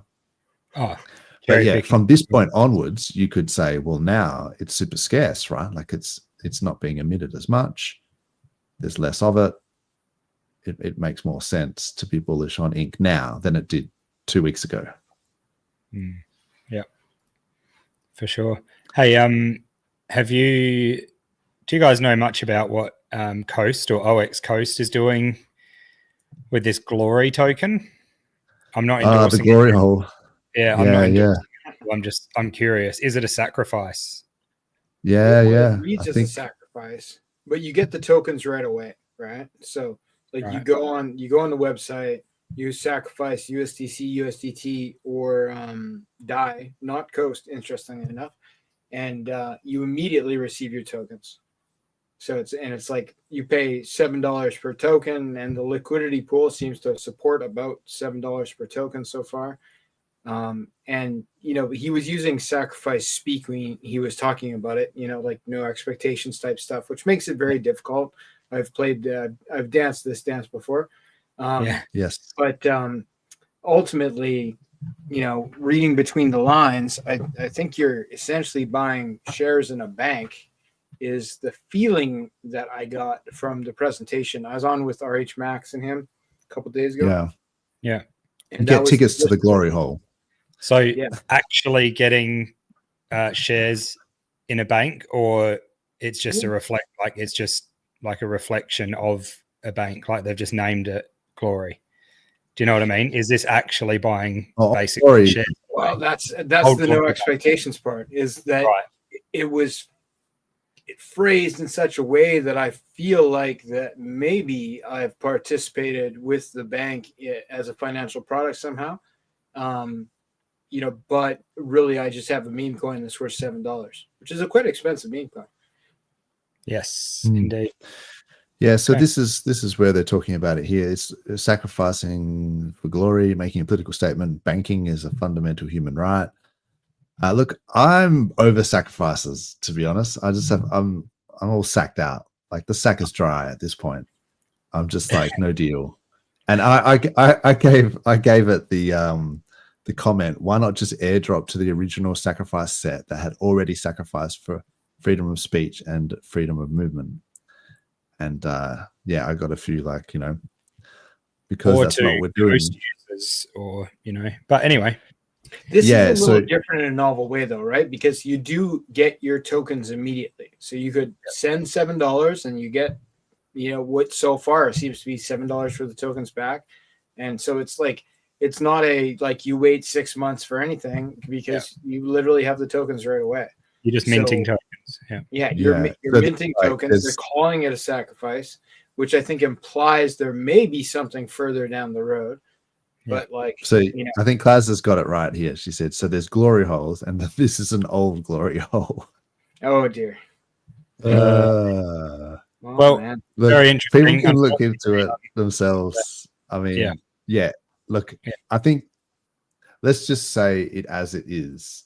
The people have been using this term of sacrifice for legal reasons, because they don't want it to make it be termed as an ICO or whatever. And then that's fine. Participator, if you want, maybe like look into Old Glory Bank, and chances are you'll find that you actually align with a lot of their ideals, because their ideals are very much about freedom of speech and a lot of this sort of stuff. So I think it's a noble, reasonable cause or whatever it is that they're doing, but I'm not going to participate. Think of this, though, like the Coast guys have done well by us. Like they've charged nothing for their services, essentially. There was no requirement to use, like there's fees to use the protocol and so on and so forth, but there was no sacrifice to use Coast. You don't have to buy anything to use Coast. They've been generally very supportive of the community using, and I think they're Hex OGs. Like I think they ramp this stuff up with their own money. So if they have something that they are calling a sacrifice, and they are well aware of the stigma surrounding sacrifice in this community. So it makes me feel like maybe they have something up their sleeve and that it could be interesting. So I'm not advising anybody to sacrifice for this. I don't think it should, if you're minting tokens, you get them right away. It's not really a sacrifice as we understand sacrifices, but I think these guys are worth watching at the very least. I think they've definitely, I've used Coast before. It's a great protocol.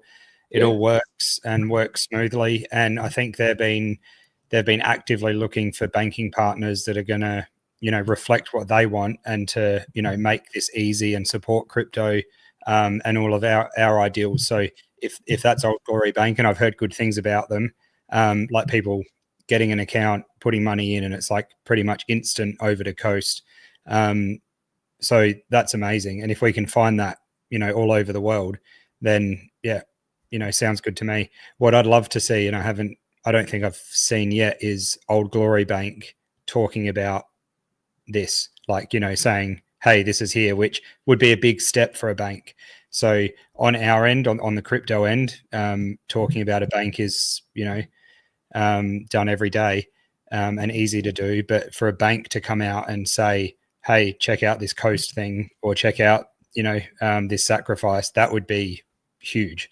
So if that's about to come, then people that have minted their tokens early have done well, I reckon. Could be. Yeah.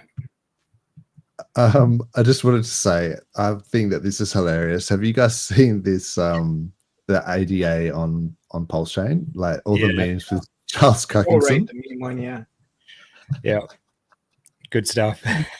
It's so good. There's so many of them, and shout out to the guys who are doing that, because there's a couple of good ones. Whereas he's got himself into this big time now. Oh wow, yeah, this was funny. Does Charles understand that he's is he engagement farming, or is he just taking the bait again and again and again? Oof. So I don't know. I think it's just him, man. I think it's just his personality. He can't help himself. So, but yeah, there's been some funny stuff, some memes that have been made during the week, and there's the Cardano on PulseChain. That is, I don't think it's been. It started doing really well, but then I don't think it's. I think all of those JPEG memes are down today.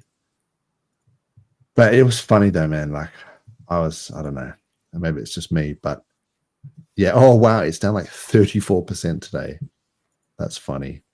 No, I think it's look, I can see a lot of humor in it and a lot of fun just being had, and he's biting back as much as people are giving it to him in a few ways. So yeah, I think it's pretty funny. Yeah, you can't really. I mean, maybe if I stick it on log, I can make this look prettier, but it's pretty nasty looking. So this was the thing. It was if Richard Hart meme coin flips the real flourishing layer 1, I'll quit crypto forever. So I think everyone was just like, can we send ADA on PulseChain to above $1? Because as we all know, ADA stands for $1 always, and that was pretty much the Cardano joke last cycle. Fair enough. It's always around that $1. So yeah, if we can send this one, I think it'd be a lot easier to send the Cardano on PulseChain to $1 than the actual Cardano. That was like Hex only going up and to the right, and always going to outperform Ethereum and Bitcoin. Always. Yeah, there was some dumb stuff that was said. You got to say, what was that one that Wales Only would say that was like, it was programmed to go up to double every 28 days. Yeah. I'm pretty sure that's what it was. And I was like, excuse me, can you show me again how this works, this log 2 thing? And it's like, maybe in a bull market. Yeah. I was just like, that's impossible. Like you cannot be doubling every 28 days. Like you, maybe for a short period of time, but that's unsustainable. Like you gotta. But yeah, that's some of the stuff that was going around at the time. Yeah, you got to be careful. He's gone a little bit quiet. Wales Only. I've seen a few of his streams, and it's just talking about mainly macro, political stuff and a little bit of financial stuff, and investing, but very quiet on the Hex and PulseChain side. So interesting time. Well, it's hard. Yeah, when the price is down though, it's hard to bring up a chart that's 30% down for the day and then try and talk good things about it. But look, I'm trying. We're still here. That's it. But buy the dip, people, on these JPEG meme coins. Nah, like maybe don't. Just like stick with the core. Stack your Hex on PulseChain. Keep it real. Let other people burn Pulse. Don't burn your Pulse by buying those. Yeah. Yep. Because the pump.tires is going to burn Pulse, and so you probably just want to stack the Pulse that's getting burnt all the time, or the PulseX that's getting bought and burnt.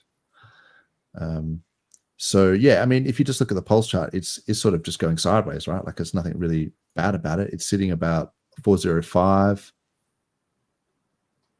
Yeah, it's above 405. So I mean, that could even be, depending on your multiplier, that could be actually your stack price. Yeah.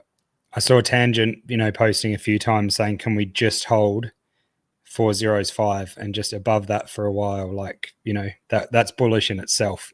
So anyway, if we can get a longer period holding over that than we did on the last little bump up there, that'll be brilliant. Oh man. So yeah, put it in the chat if you want any tickets to look at. Continuing the theme of today, I just have to quickly check this cocky new chart on AVAX. Oh, wrecked, but also slowly coming back. That's funny.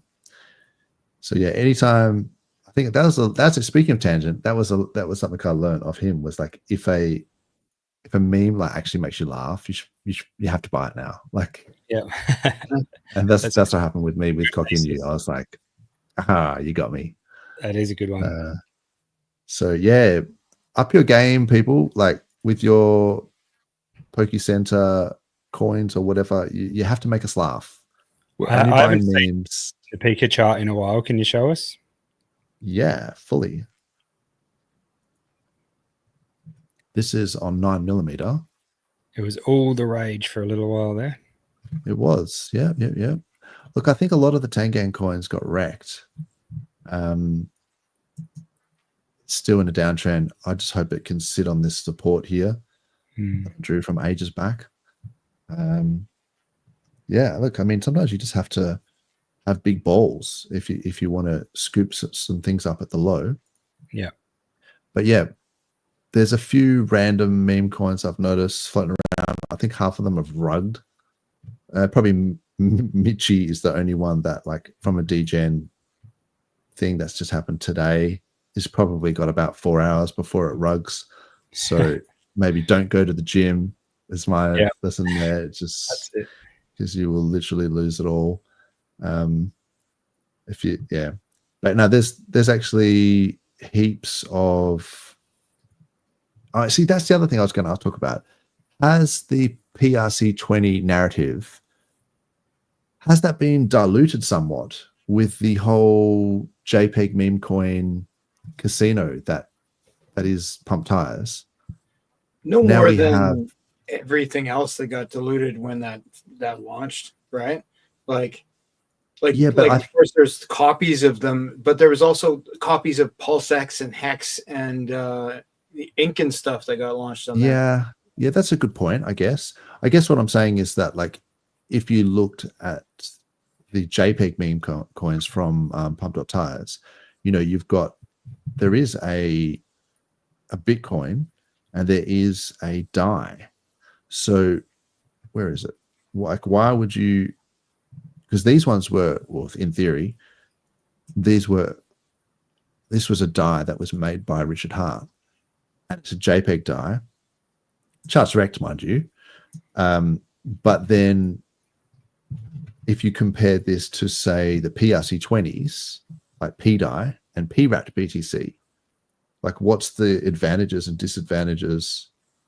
I guess with real, like, PDAI, you can still utilize the MakerDAO collateralization stuff. In theory. In theory. But you can't. Like, so a lot of those narratives that the PDAI guys had relied on the, like, say, the HEXOA. Sorry, if I click too many things, I haven't had enough sleep to, like, focus. The HEXOA is just, like, burnt a lot of its coins. So how is it going to collateralize? Like, I guess it can use the Pulse and the PulseX that it's got from the sacrifice. You could use that as collateral, but it can't use the hex because it just burnt it. Yeah, unless that's what the 30-day rolling stakes for, trying to prime the bags. Yeah, interesting. Yeah, the RAT BTC, the supply is a lot different. I'm pretty sure. So that's one thing that's still bullish about the P copy of RAT BTC. But yes, we would have thought for a while there that they might incentivize the farms again and stuff like that. Judging by what they've done with Ink, that makes me think that it might not happen now. In this sort of bull market anyway. But we'll see. The PRAT BTC, the People's Bitcoin chart, actually doesn't look too bad. It's $750 now, which is obviously low, but it's sort of following, like, maybe if we priced it in terms of Pulse, I think that's just following the Pulse price. Yeah, so it's actually going sideways, really, versus Pulse. So this is probably when pump.tires launched.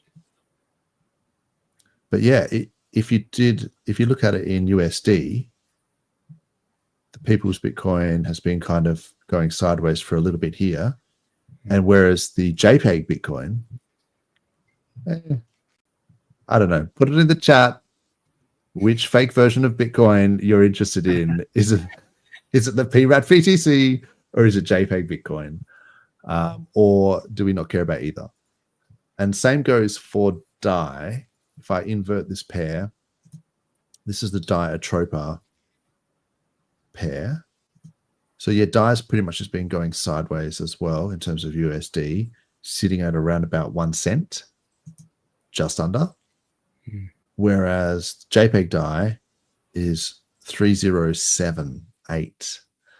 So I guess if you thought that JPEG DAI was going to go to $1, there's more ROI in JPEG DAI than PDAI. And there's lower liquidity. Like, let's just quickly look at the liquidity. So JPEG DAI liquidity has got $47,000, $47K on the buy side, whereas PDI $4.3 million. Although that's a troper.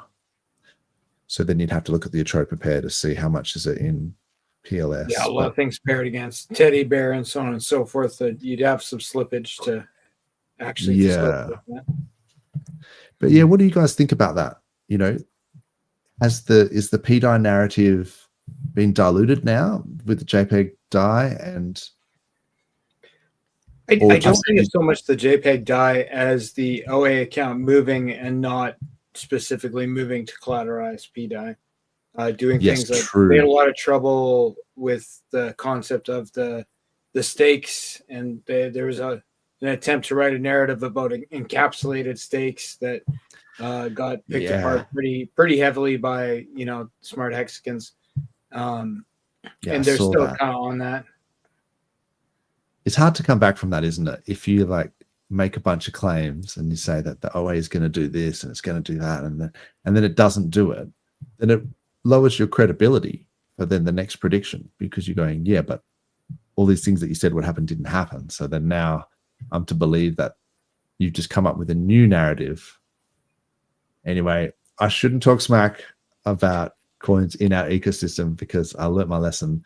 A lot of people like that PDI stuff, and it did bring adoption. So I think maybe I should just say, yeah, choose your own adventure and hope that people start bridging more funds across and onto PulseChain, and then allocate it to however they want, really.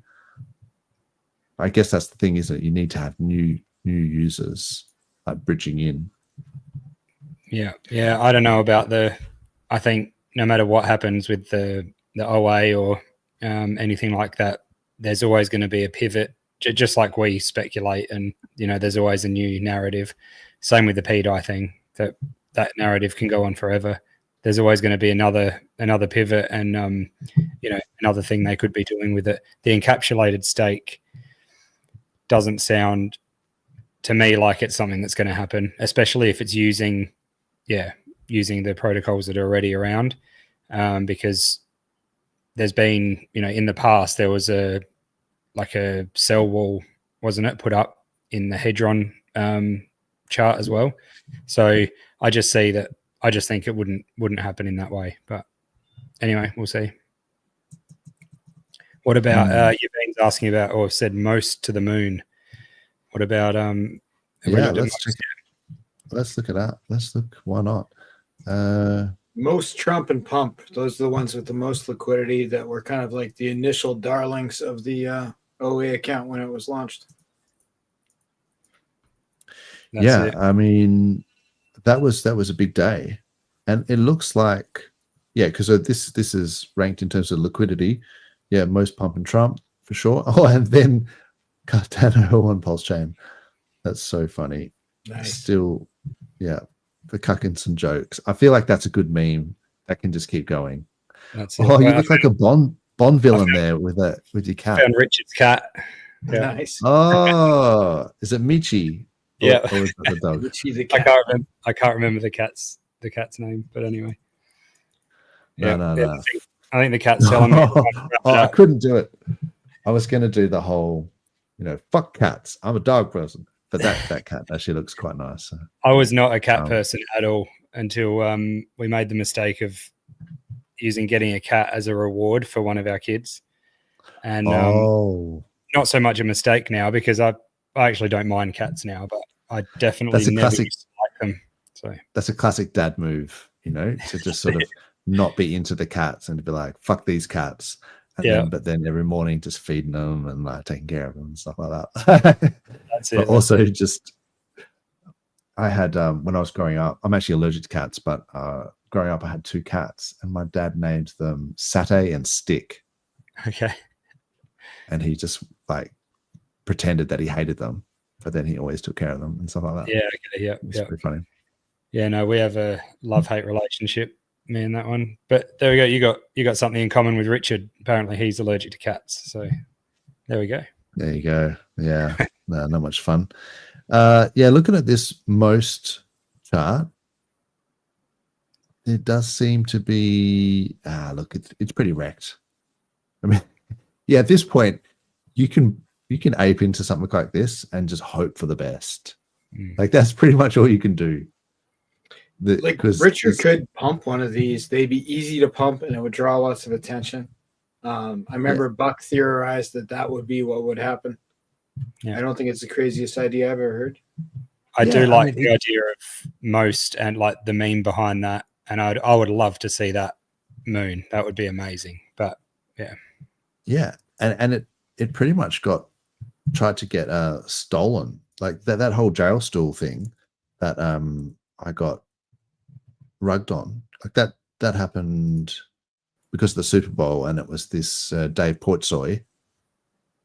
But they pretty much stole the meme. Like I was like, come on, bro. Like that's fully, you can't just do it. Like, and then CZ steals the dog idea.